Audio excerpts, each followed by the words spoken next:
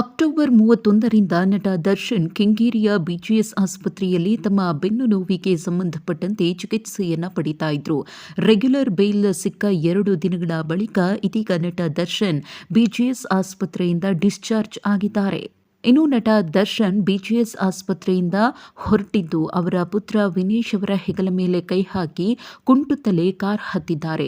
ಸದ್ಯಕ್ಕೆ ಪತ್ನಿಯ ಹೊಸಕೆರೆಹಳ್ಳಿಯ ಫ್ಲಾಟ್ಗೆ ನಟ ದರ್ಶನ್ ತೆರಳಿದ್ದು ಮನೆಯಲ್ಲಿಯೇ ನಟ ದರ್ಶನ್ಗೆ ಚಿಕಿತ್ಸೆಯನ್ನ ಕೊಡಿಸೋದಕ್ಕೆ ಬೇಕಾದ ಎಲ್ಲಾ ರೀತಿಯ ಸಿದ್ಧತೆಗಳನ್ನ ಕೂಡ ಮಾಡಿಕೊಳ್ಳಲಾಗಿದೆ. ಇನ್ನು ಸರ್ಜರಿಗೋಸ್ಕರನೇ ಮಧ್ಯಂತರ ಬೇಲನ್ನ ತೆಗೆದುಕೊಂಡಿದ್ದ ನಟ ದರ್ಶನ್ ಯಾವುದೇ ಸರ್ಜರಿಯನ್ನ ಮಾಡಿಸಿಕೊಳ್ಳದೆ ಆಸ್ಪತ್ರೆಯಿಂದ ಡಿಸ್ಚಾರ್ಜ್ ಆಗಿರುವುದು ಕೂಡ ಸಾಕಷ್ಟು ಚರ್ಚೆಗೆ ಈಡು ಮಾಡಿಕೊಟ್ಟಿದೆ.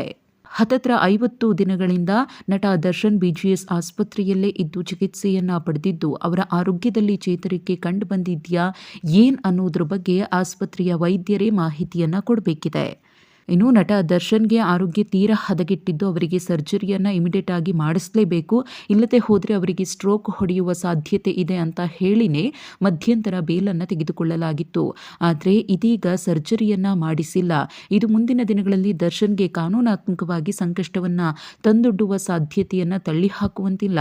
ಯಾಕಂದ್ರೆ ಸರ್ಜರಿಗೆ ಅಂತ ಹೇಳಿ ಮಧ್ಯಂತರ ಬೇಲನ್ನು ತಗೊಂಡಂತಹ ನಟ ದರ್ಶನ್ ರೆಗ್ಯುಲರ್ ಬೇಲ್ ಸಿಕ್ಕ ಮೇಲೆ ಸರ್ಜರಿಯನ್ನ ಮಾಡಿಸಿಕೊಳ್ಳದೆ ಕೋರ್ಟ್ಗೆ ತಪ್ಪು ಮಾಹಿತಿಯನ್ನ ನೀಡಿದ್ದಾರೆ ಅಂತ ಹೇಳಿ ಸುಪ್ರೀಂ ಕೋರ್ಟ್ಗೆ ಪೊಲೀಸರು ಹೈಕೋರ್ಟ್ನ ಆದೇಶವನ್ನ ಪ್ರಶ್ನೆ ಮಾಡಿ ಮೇಲ್ಮನವಿ ಅರ್ಜಿಯನ್ನ ಸಲ್ಲಿಸುವಂತಹ ಸಾಧ್ಯತೆ ಇದೆ. ಈಗಾಗಲೇ ಆ ನಿಟ್ಟಿನಲ್ಲಿ ಬೆಂಗಳೂರು ಪೊಲೀಸರು ಕೂಡ ಸಿದ್ಧತೆಗಳನ್ನ ಮಾಡಿಕೊಳ್ತಿದ್ದಾರೆ.